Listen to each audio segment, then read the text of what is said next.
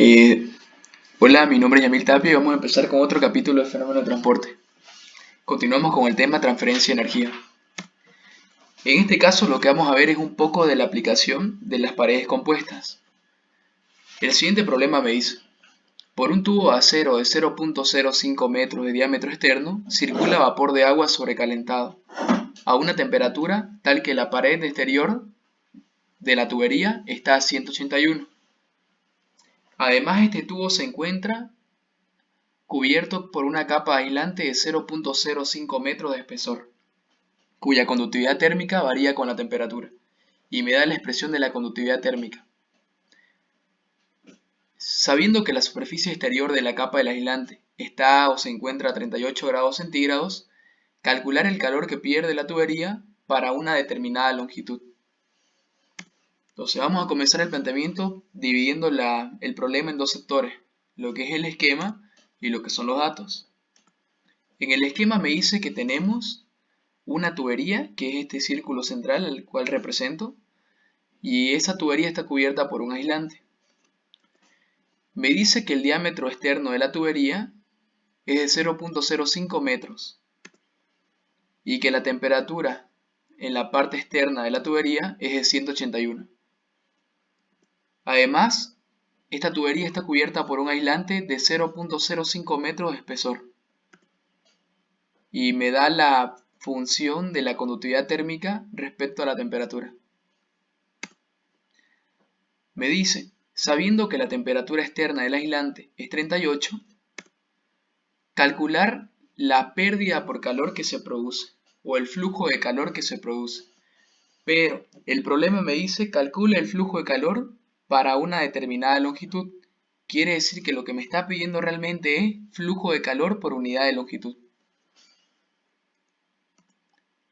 Siempre que vayamos a tener un problema en donde se presenten coordenadas cilíndricas o coordenadas rectangulares, lo que se recomienda es colocar nuestro eje de coordenadas de forma polar. Quiere decir que el origen va a estar en el centro y todo respecto a eso. Entonces, en primera instancia me dice que el diámetro externo de la tubería es de 0.05 metros, pero como yo todo lo voy a poner en función de los radios, el radio en ese punto, el radio externo de la tubería es de 0.025 metros. Ahora, para calcular la distancia entre el centro del sistema y la superficie exterior del aislante, sé que la distancia entre el centro y la tubería externa es de 0.025. Y si le aumento los 0.05 metros de espesor del aislante, tengo que el radio 1 va a ser igual a 0.075 metros. Entonces, tenemos que definir de qué punto a qué punto vamos a analizar la transferencia de calor. Entonces, nos tenemos que ayudar con las temperaturas que nos brinda el problema. En este caso me brinda la temperatura externa de la tubería y la temperatura del aislante en la parte de afuera. Entonces voy a tomar desde este punto hasta este punto. Entonces tengo que pensar, de ese punto T sub 0 al punto T sub 1, ¿qué tipo de mecanismo de transferencia de calor se da? Como es a través de un sólido, el mecanismo que se da es por conducción. Ahora, como solamente estoy analizando la variación o el flujo de calor a través del sólido, solamente hay conducción. Cuando tengamos una transferencia por conducción, lo que se debe aplicar es la ley de Fourier. Y hay que establecer bien de que estamos hablando de paredes cilíndricas, no planas. Si son paredes cilíndricas, quiere decir que el área es variable.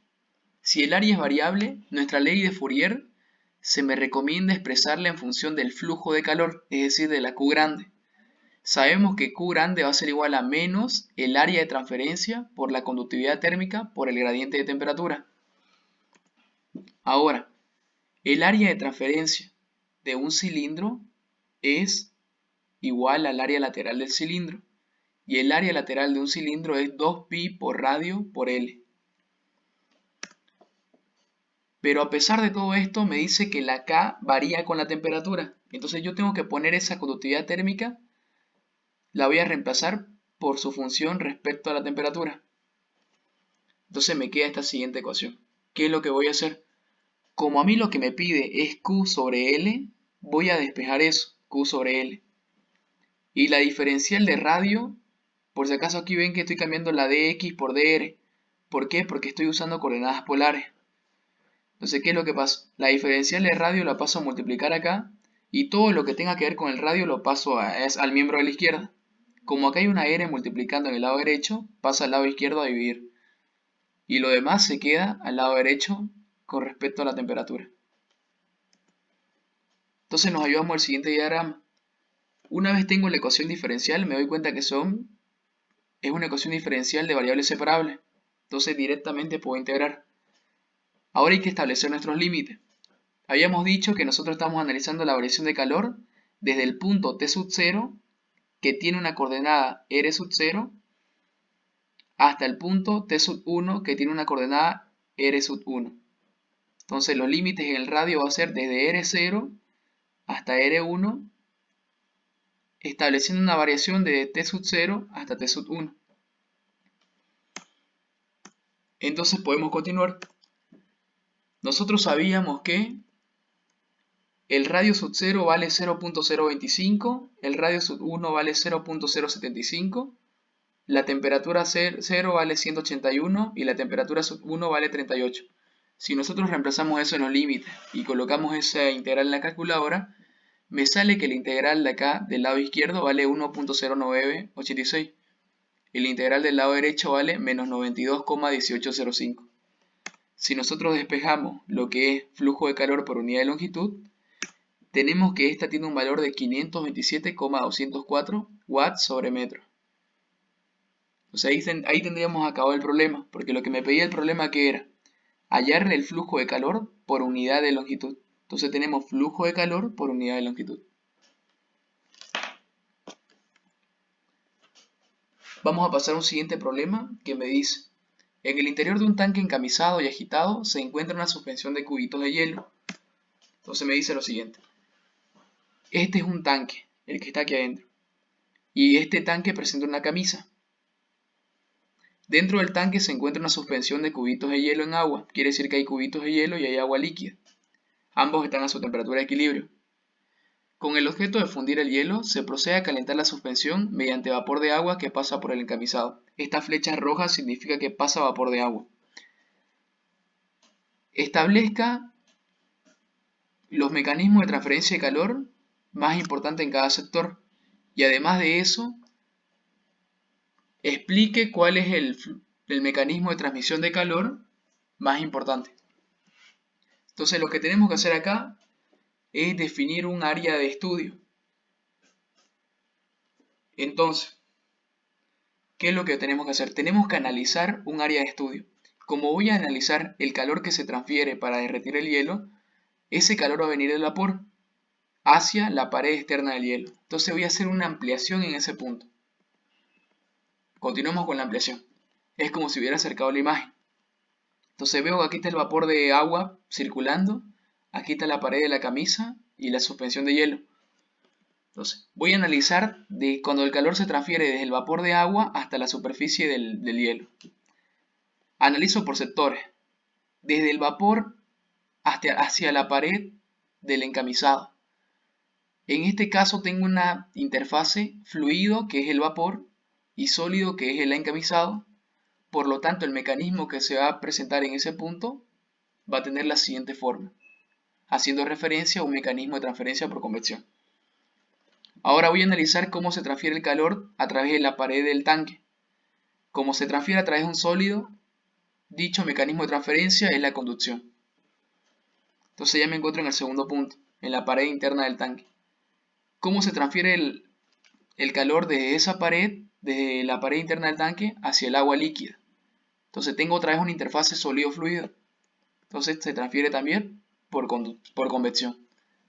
Y de último, ¿cómo se transfiere el calor desde el líquido, el agua líquida, hacia la pared externa del hielo? Tengo otra vez una interfase sólido-fluido. Como tengo una interfase, el mecanismo de transferencia es por convección. Entonces me queda definir cuáles son los mecanismos. En el sector 1 habíamos dicho que como es una interfase, el mecanismo va a ser por convección. En el sector 2 va a ser por conducción, ya que se transmite a través de la pared de un sólido. Ahora, en el punto 1, si usted desea, puede colocarle convección forzada. ¿Por qué?